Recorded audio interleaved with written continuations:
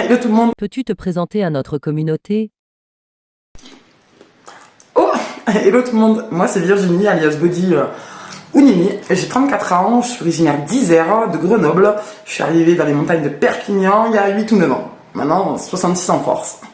Alors après avoir été pendant des années militaire en compagnie de combat, j'ai décidé d'ouvrir mon entreprise de gravure sur bois personnalisée et je suis fière de ça parce que c'est mon 4e petit bébé après mes filles. C'est la création de mon entreprise. Quelle est l'origine de ton pseudo? Body Fit Mom, ça a été créé il y a 2-3 ans, au moment de mes compétitions de CrossFit. Pour moi, il alliait le corps, le sport et le côté maman. Comment et quand a commencé cette passion?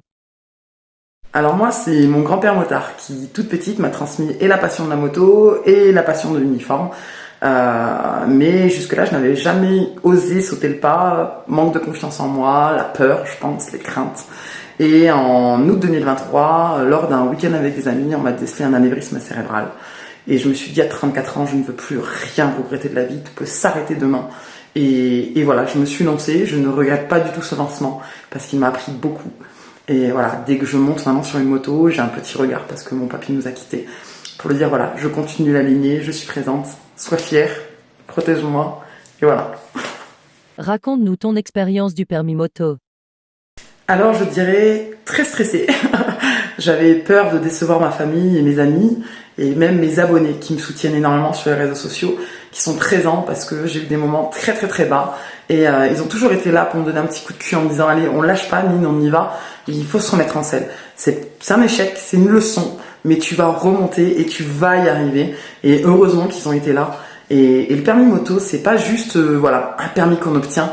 C'est l'arrivée dans une grande famille où franchement j'ai été super bien accueillie et c'est la rencontre humaine, le partage des expériences, le soutien, l'entraide, les conseils et étant dans le côté apprendre à canaliser ses émotions, le stress, la confiance en soi.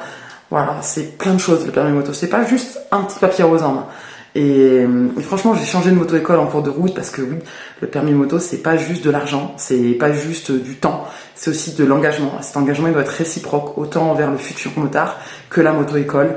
Et avec la mienne, ça n'allait pas, ça ne matchait pas avec moi. J'ai changé de moto-école et franchement, ça a été un soulagement. Marcher vraiment aux recommandations et pas juste au plus proche et au moins cher. Parle-nous d'une anecdote pendant ton passage du permis. Alors, une anecdote. Je suis suivie par plus de 120 000 personnes sur les réseaux sociaux.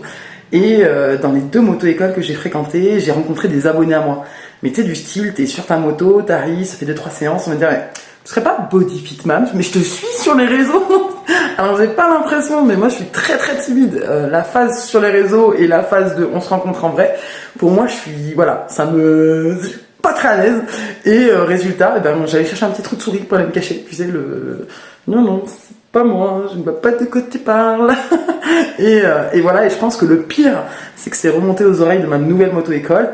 Et un jour, je suis rentré d'une séance et je vois Moto-école Patrick s'est abonné à vous sur les réseaux sociaux. Une moto-école très réputée chez nous, donc je me suis dit merde, ils connaissent la Nini timide, mais ils connaissent pas la barge que je suis. Donc voilà. La moto est-elle ta seule passion? Alors non, la moto n'est pas ma seule passion, le sport fait partie à part entière de ma vie. Je fais énormément de sport depuis que je suis toute petite. Et comme la moto, le sport est un moyen d'évacuer pour moi. Quelle a été ta plus grosse frayeur en moto? Ma plus grosse frayeur à moto, je pense que ça a été mon accident lors de l'examen plateau.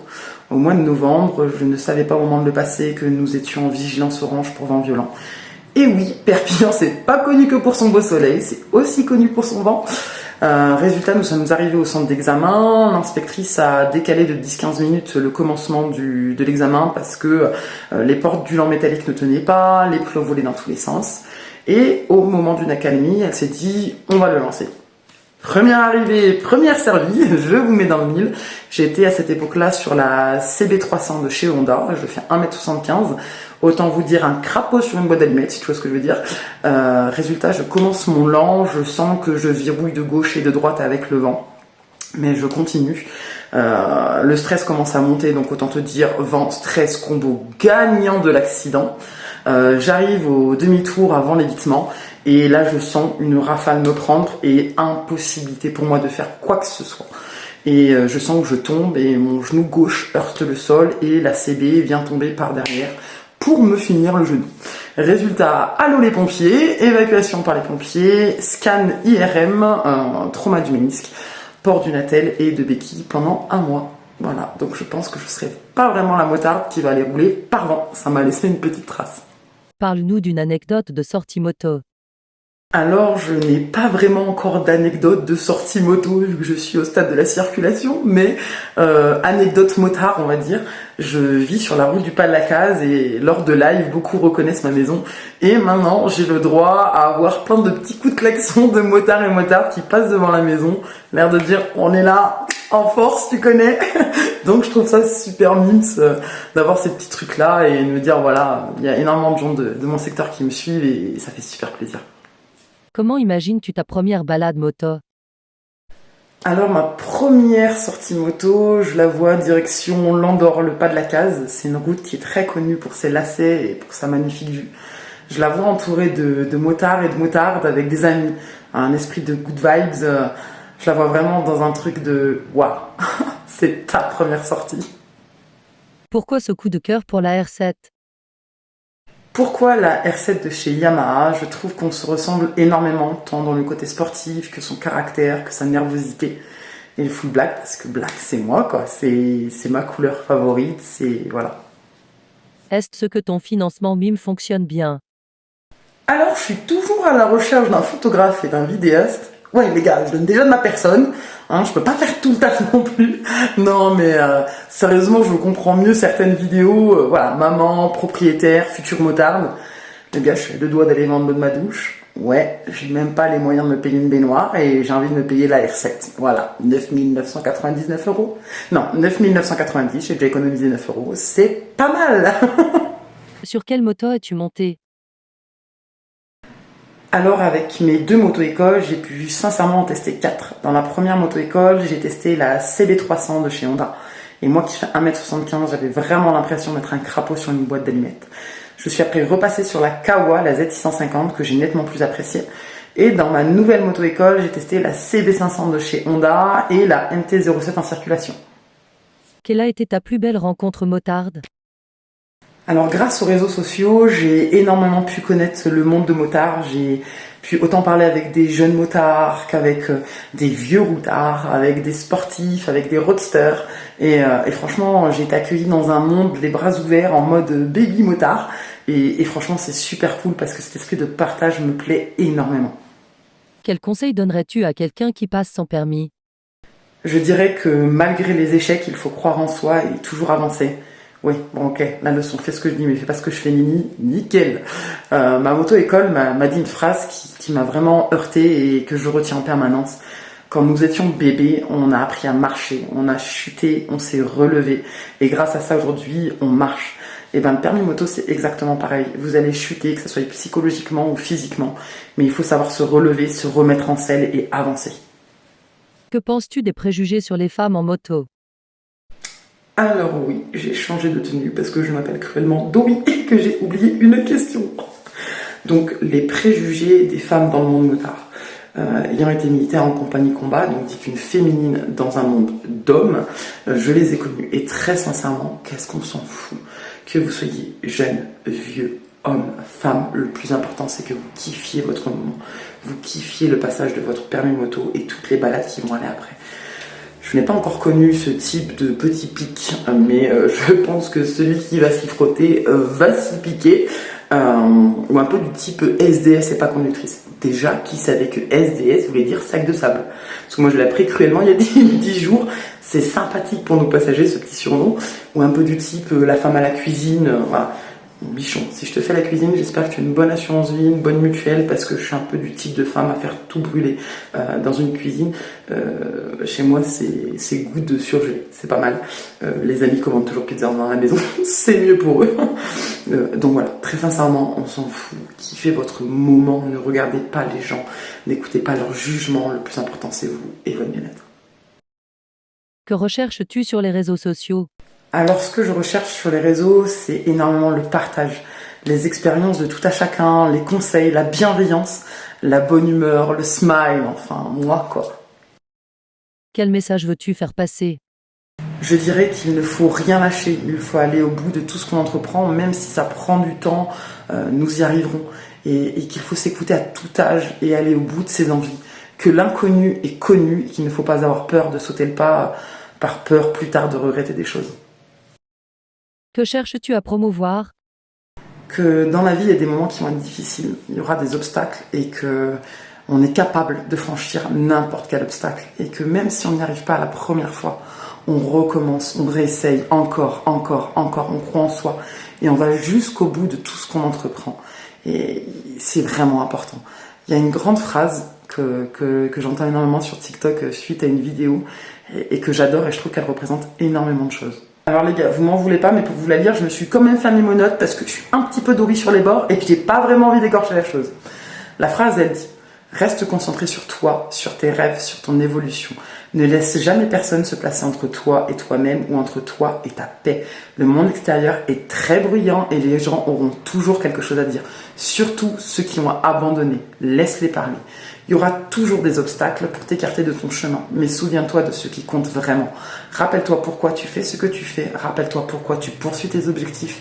Et surtout, rappelle-toi de qui tu es. C'est une question de temps, mais tu vas finir par y arriver. Voilà ce que je veux partager sur les réseaux. Choupa choups ou bonbons à croquer? Ah bah choupa choups les gars, croque pas, ça fait mal. Pas toujours bien de bonbons là j'espère. Et on se lave les dents après, sinon ça donne des caries. Action ou vérité? C'est nous les boss, ça sera donc action. Tous avec moi, suivez mes pas. Tous avec moi, suivez mes pas. Roulotte, roulotte inversée. Cascade, arc-en-ciel. Casquette, 1, 2. Casquette, 1, 2. Essuie-glace, essuie-glace, essuie-glace, essuie-glace, c'est qui? 1, 2, 3. C'est Moulinette, c'est qui? 1, 2, 3. C'est Moulinette, standard. Tourniquet, 1, 2, 3, gâché.